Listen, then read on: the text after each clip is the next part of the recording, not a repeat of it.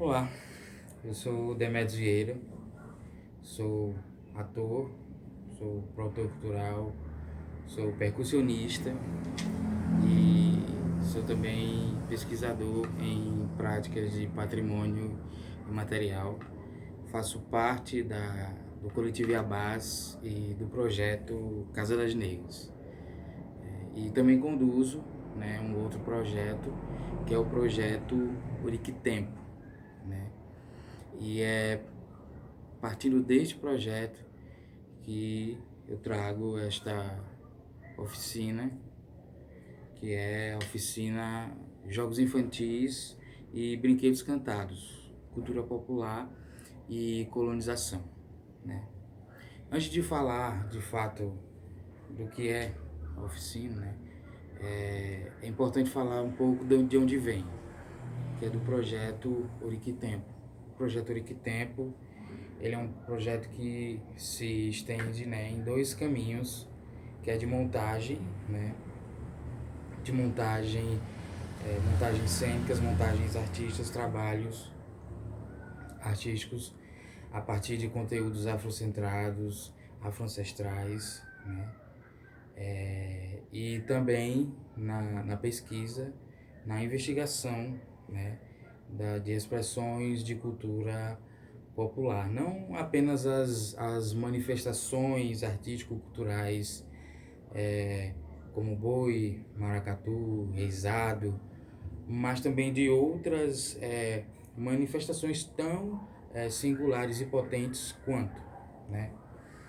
Na oficina de hoje a gente vai falar sobre os jogos infantis e os brinquedos cantados, né? Eles fazem parte, né, da, da cultura histórica, né, popular. Eles são patrimônio imaterial porque eles resgatam, né, elementos, inclusive da formação é, sociocultural, né, do povo brasileiro. Os jogos infantis, as brincadeiras, elas falam sobretudo de conteúdos que se referem ao sujeito naquele dado momento histórico, né? Trazem elementos do contexto histórico do sujeito, trazem elementos da realidade cotidiana, né? E falam também sobre o imaginário desse sujeito. Então é um conteúdo assim muito potente, e revisitar, né, e repensar esses conteúdos é fundamental para a gente construir novas compreensões acerca da nossa estrutura educacional, né? E quando eu falo disso, quando se fala dessa estrutura, ela extrapola e muito, né, as paredes do ensino regular, né? Quando a gente fala de estrutura educacional, fala-se da escola, né, do professor ao funcionário de serviços gerais, mas a gente está falando também da casa, da família, né? A gente está falando da comunidade como um todo. E toda a comunidade está imbuída, né? Faz parte desse processo, dessa estrutura educacional, que ela também não faz parte apenas de um momento do sujeito que é a infância, né, a adolescência, não. O processo de formação do sujeito, né, ele leva uma vida, né? Ele leva uma vida, ele segue, ele não faz parte apenas de um dado momento, né? O processo de autoconstrução, os atravessamentos, os conteúdos que se sedimentam no sujeito, é algo constante, né? E aí falar sobre os jogos e os brinquedos cantados é importante. Importante por este lugar, né? Mas importante também porque falar sobre eles nos permite também uma ressignificação, né, identitária. Falar sobre eles nos permite religar com a nossa ancestralidade, né, que está lá nos primórdios da formação do povo brasileiro, né, que se dá no encontro, né, da cultura do colonizador com a cultura dos povos originários e dos povos da diáspora, né? E se a gente for ver,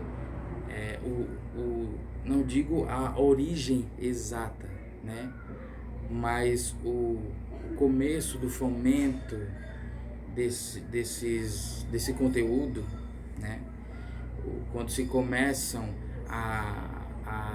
digamos, a gênese desses jogos e desses brinquedos aqui no Brasil, ela é um reflexo muito claro, né, muito claro do que foi e do que é até hoje esse encontro, né? E aí é sobre isso que nós vamos conversar, né?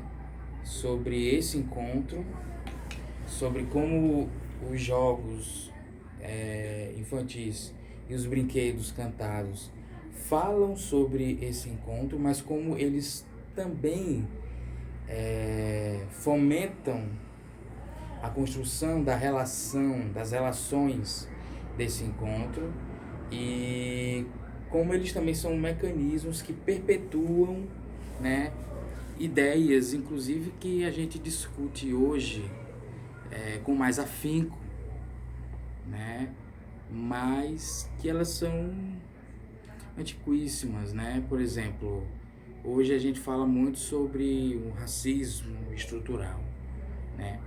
Mas os elementos do racismo que a gente enfrenta hoje, eles não são de agora, né?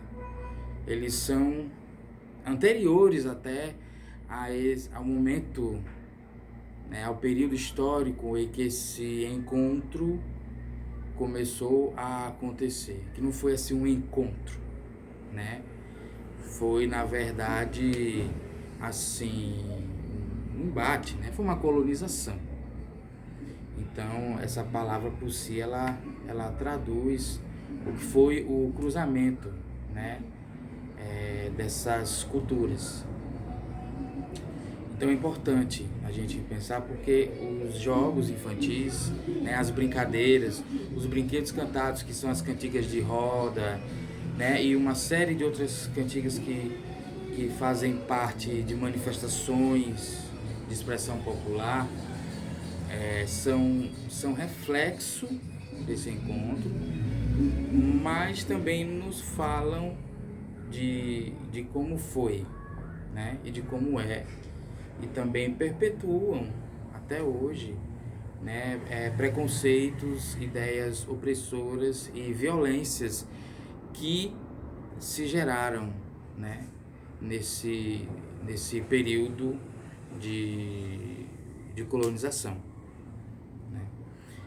Então, seguindo, né, quando a gente fala sobre esses brinquedos cantados, sobre os jogos infantis, a gente observa é importante observar alguns traços, né?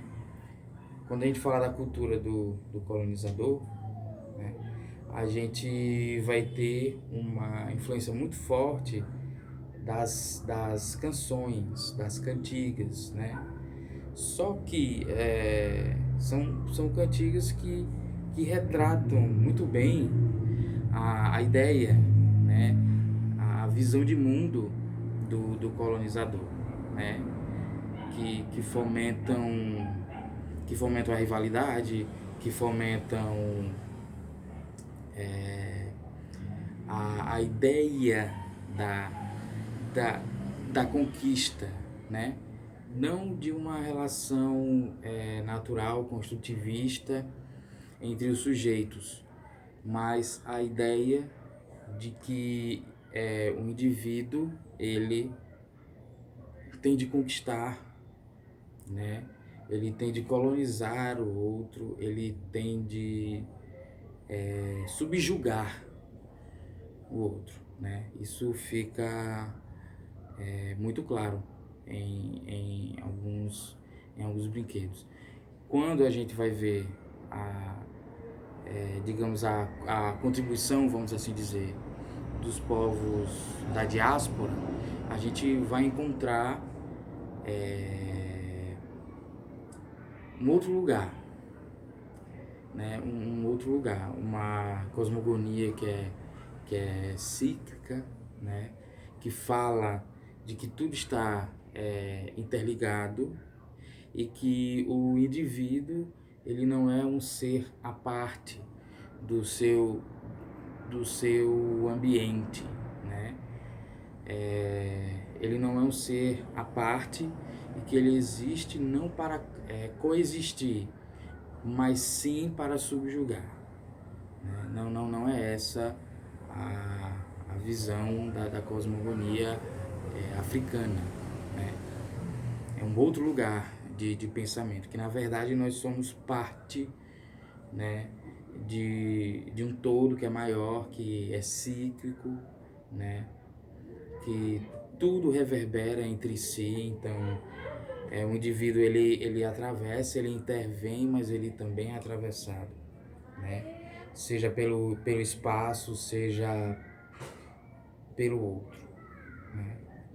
E a gente também vai ter a cultura dos povos originários, que se assemelha muito, né, à visão dos povos da diáspora, né? Também é uma cultura que tem uma relação muito forte com a terra, com a natureza, né? É uma cultura também que tem um outro lugar de espiritualidade, né? E isso se reflete, né? Se a gente for olhar para os povos originários, não existem brincadeiras, né? Nesse lugar de criar um espaço como o do jogo. Não há. O que a gente pode olhar e entender como brincadeira, na verdade, para os povos originários, é simplesmente uma simulação da, da vida cotidiana. Tipo, a criança, né, na cultura indígena, na cultura dos povos originários, ela não brinca, né? Ela simula através de objetos e através do seu cotidiano de interação com a comunidade e com o mundo que a cerca. Ela simula o seu papel dentro daquela comunidade, né? Dentro daquela comunidade, quando ela for um adulto, né? Então é um outro lugar de observação. E aí, né, desenhando um pouco do que cada cultura traz, quando a gente fala sobre o surgimento, né, desses elementos de cultura popular, que são os jogos infantis e os brinquedos cantados, a gente vai ver o quê? A gente vai ver que eles nascem dessa imbricação entre os elementos e as visões de mundo de cada cultura, mas eles não nascem apenas como fruto do cruzamento, né? Desse cruzamento mesmo. Eles nascem também com propósito, né? Com o propósito de regular e de condicionar, né, socialmente. E aí, por que eu digo isso? Os jogos, as brincadeiras, elas atuam, né, num lugar do universo individual muito importante, que é a ludicidade. E a ludicidade, ela não faz parte apenas do universo infantil, digamos assim. A ludicidade, ela faz parte do sujeito do sujeito para a vida, né? Na ludicidade que a gente consegue organizar os nossos conteúdos pessoais. E a ludicidade, ela não está apenas nas brincadeiras, né?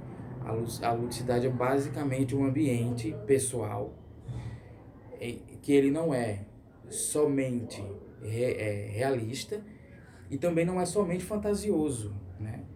É um lugar onde esses dois âmbitos de conteúdo, eles se cruzam, se encontram, né? No espaço da brincadeira, eu tenho liberdade, né?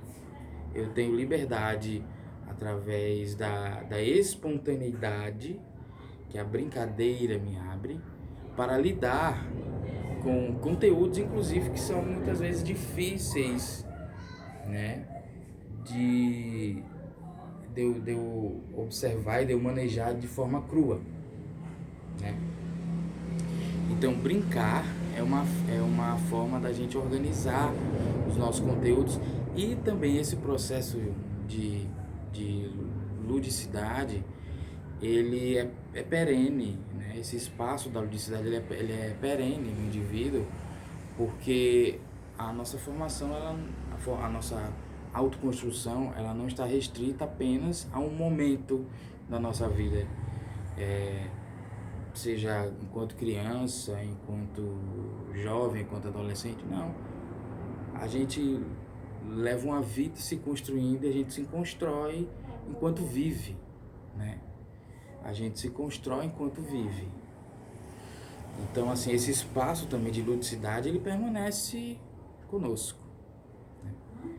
E por esse espaço da ludicidade, ele ser um espaço tão potente e tão importante, né, de criação e de construção do sujeito, é que falar sobre os jogos infantis, sobre a gênese, né, e como esses jogos infantis atravessaram o tempo, é tão importante.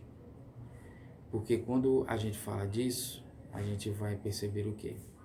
No Brasil colônia, né, que é quando a gente vai ter a gênese, não que esses jogos, eles tenham sido, essas brincadeiras em si, elas tenham sido criadas aqui no Brasil colônia. A gente vai falar sobre algumas que ilustram a investigação, né, ilustram esse processo investigativo. Elas não são criadas aqui no Brasil colônia. E, inclusive, elas, na verdade, são conteúdos anteriores, né? Que são tragos, mas quando chega aqui o colonizador, o povo da diáspora, né? E os povos originários, então a mescla, né, das culturas e digamos, da ludicidade de cada uma dessas culturas gera, né, a partir desses brinquedos cantados, desses jogos que foram trazidos, geram novos, digamos assim, né? Na verdade, são os mesmos conteúdos, né? São os mesmos jogos, os mesmos processos, só que aqui eles começam de um ponto em comum, mas os caminhos que eles tomam aqui são outros. E o que isso quer dizer? Muitos dos jogos infantis, eles são pensados, eles são gerados nesse período Brasil Colônia como mecanismos de condicionamento social, né? E por que se diz isso? Se a gente observar, como eu falei, a cantiga musicalidade, ela faz parte tanto da cultura do colonizador, como ela também faz parte da cultura do povo da diáspora, dos povos originários. Só que em cada uma dessas culturas, ela tem uma força, né? E ela tem um desígnio diferente de acordo com a visão de mundo que essas culturas têm. Mas quando se chega aqui, sobretudo por força do colonizador, e quando eu digo por força do colonizador, significa o quê? Apropriar-se dos elementos culturais do povo da diáspora e dos povos originários, a fim de deturpar seus elementos identitários, suas manifestações, para daí gerar mecanismos de condicionamento. A gente vai ver isso em muitos aspectos. E um deles são os jogos infantis e os brinquedos cantados. Por exemplo, existe, né? Todo mundo deve conhecer uma brincadeira chamada Polícia e Ladrão. Todo mundo é polícia e ladrão. E teve, assim, ao longo, no decorrer do tempo da história, essa brincadeira, ela teve uma série de designações, né, de nomes. Mas a gente vai encontrar registros dessa mesma brincadeira, desse mesmo jogo infantil, que a gente pode categorizar como jogos de perseguição. A gente vai encontrar registros antigos desses jogos de perseguição no Brasil Colônia. Quando esse jogo, né, era conhecido como Capitão do Mato, a Garra Negra. Esse é o nome todo do jogo. E aí, como é que ele... É um jogo de perseguição, né? E como é que ele funciona? Juntam-se, né, indivíduos para, né, crianças, e aí no jogo há um grupo que são de perseguidores e um grupo de perseguidos. Os perseguidos, eles se escondem e os perseguidores, após um período de tempo, saem em busca, né, do outro grupo de jogadores, né, que são os perseguidos que estão escondidos. A cada um desses que for, digamos, pego, né, for capturado, aqueles todos do grupo dos perseguidores têm o direito de bater nesse que foi capturado. O que se chama de prenda, né? Ele tem como direito, como prêmio, né, por sua conquista, bater no que foi capturado. Só que se a gente observar isso num modelo, num lugar que é de Brasil Colônia, havia lugares bem definidos numa brincadeira, num jogo como esse, né? Para o grupo dos perseguidores, geralmente ficavam os meninos da casa grande, né? Os filhos do senhor do engenho. E no grupo dos perseguidos ficava sempre as crianças da senzala.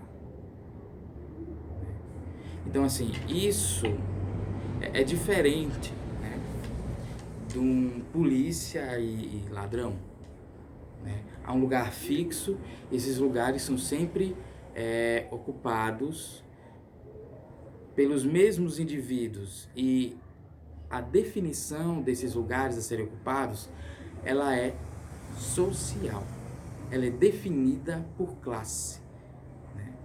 Ela é definida por classe, não só por classe, né? Mas ela é definida por um recorte social, né? O fundamento é esse. Ela é decidida por um recorte social. E aí vai ter uma gama de outras brincadeiras que elas funcionam exatamente dessa maneira. funcionam exatamente dessa forma. Através da ludicidade da criança, né? Utiliza-se do jogo infantil, do jogo, né? Para implementar ali, naquela consciência em formação, né?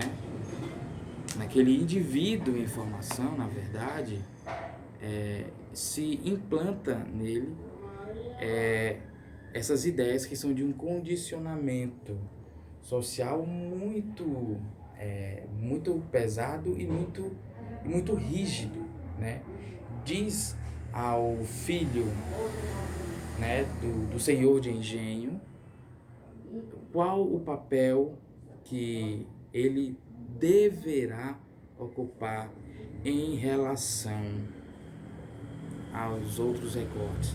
No caso, em relação àqueles que naquele momento são as crianças da senzala, mas que futuramente, quando ele for adulto, aqueles que são crianças da senzala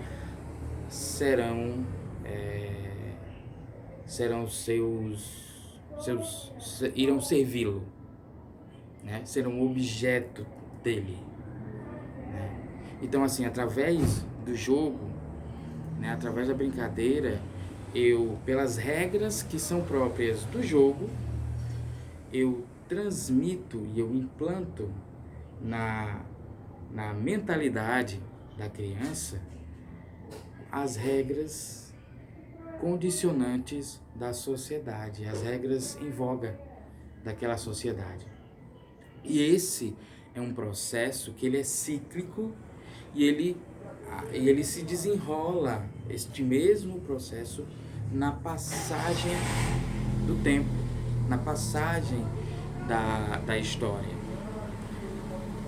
Se hoje nós não vamos ter o Capitão do Mato, a Garra Negra, eu vou ter o Polícia e Ladrão, eu vou ter outros jogos de perseguição que, se não são naquela mesma estrutura, mas eles carregam consigo o mesmo elemento, os mesmos elementos, os mesmos discursos, melhor dizendo, né?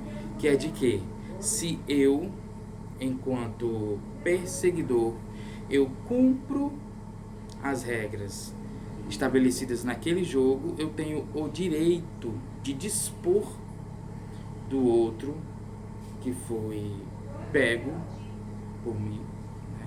Eu tenho o direito de dispor do corpo do outro, né? Para infligir a ele alguma violência, de lhe impor alguma opressão, que dentro do jogo é algo que é amortecido, que é amenizado, mas que isso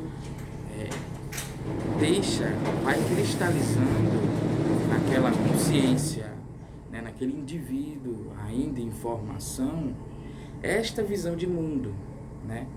Esta visão de mundo que é sempre da disputa, né? Que o melhor é aquele que cumpre, aquele que alcança as regras sociais em voga. E que, se ele consegue atender a essas regras, então ele pode dispor do outro como ele bem entender, né? Então é um processo que ele é muito delicado, muito sutil, mas que ele é muito potente, ele está cristalizado, ele é um processo antigo. Então, esse é o conteúdo, né? Na verdade, é mais para trazer estalos, né? Trazer pontos de reflexão acerca de conteúdos que muitas vezes ainda hoje são repassados, não só nas escolas, mas em espaços de formação diversos, né? Sobretudo das cantigas, dos brinquedos cantados, que são repassados, mas que trazem um conteúdo mais denso e que precisa ser revisto, precisa ser reprocessado, né, para que a gente consiga construir algo melhor.